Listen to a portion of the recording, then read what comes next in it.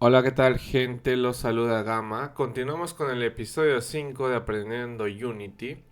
En el episodio pasado habíamos creado un objeto score para acumular puntaje. Vamos a crearlo otra vez.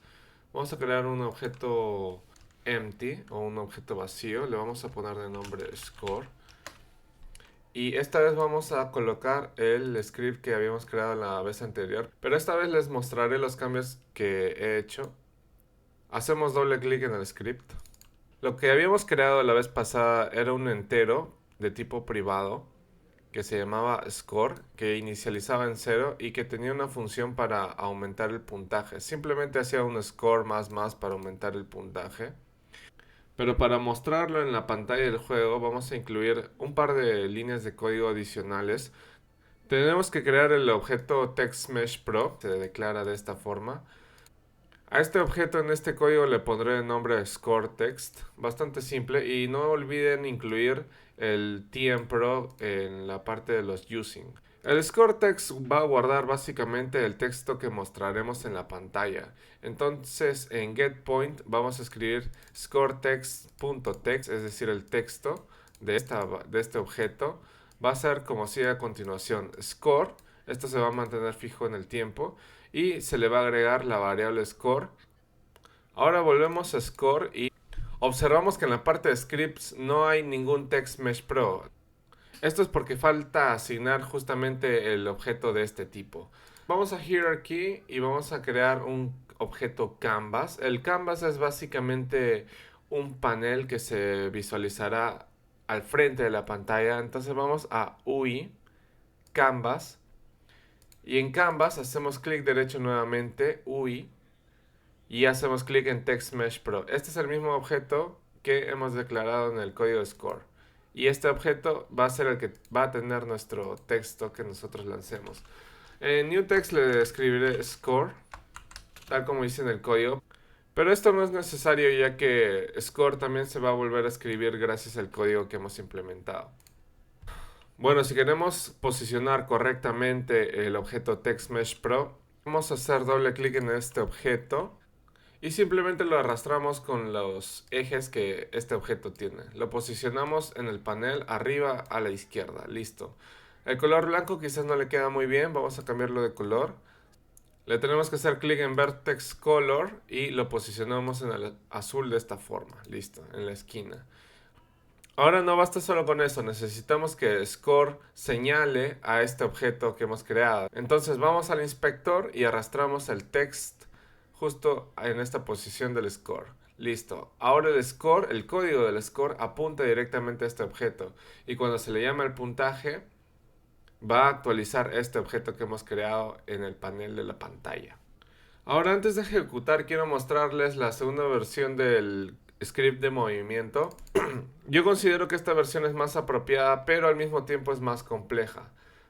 Esta vez vamos a utilizar el rigid body, tal cual como lo hicimos en el código de jump. Declaramos esta variable rigid body y lo conseguimos desde start.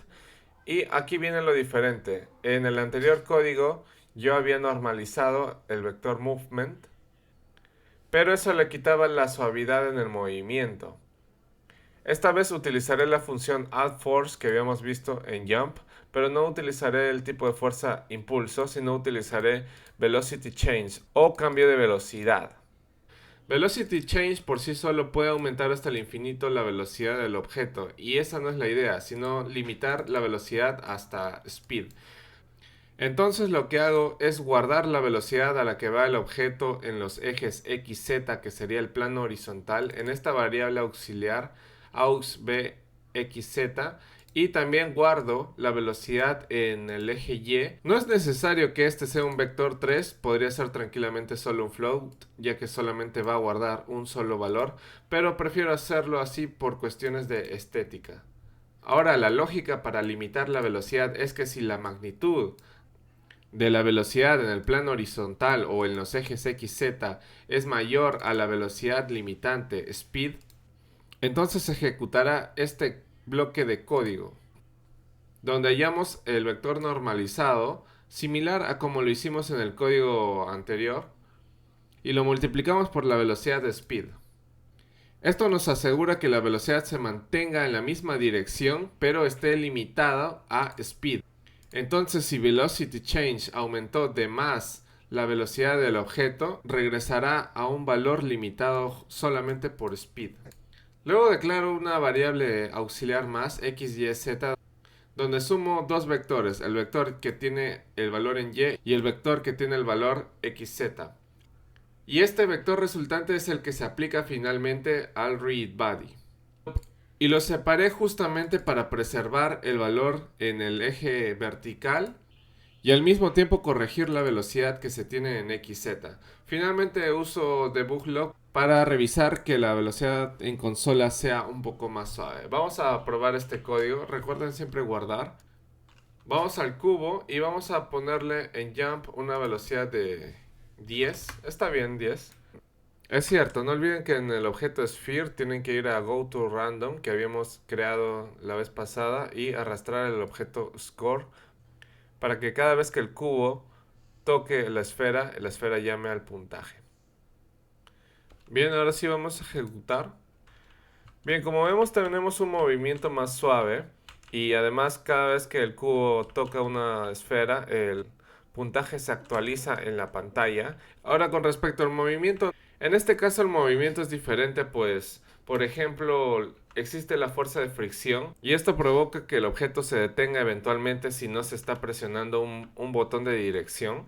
Pero este no es el mismo caso si el objeto está en el aire, ya que en el aire no hay ninguna fuerza de fricción, entonces el objeto va a mantener su velocidad constante en el plano XZ. Pero si se quiere evitar esto y que haya alguna fuerza que lo detenga, incluso en el aire, se puede modificar el drag en readBody. Simplemente se le puede agregar un valor como 0.5. Y en el juego se apreciará que incluso en el aire el objeto tiene alguna especie de demora que lo hace ralentizarse. Eso es porque drag ejerce cierta fuerza al movimiento. Pero bueno, estos detalles ya dependerá de la fluidez o la mecánica en el juego. Bueno, eso sería todo para el capítulo 5. En el siguiente episodio vamos a crear una escena de inicio de juego y posiblemente también de fin de juego. Y probablemente incluiremos algún par de botones como el menú de inicio. Bien, los veo en el próximo episodio. Gracias.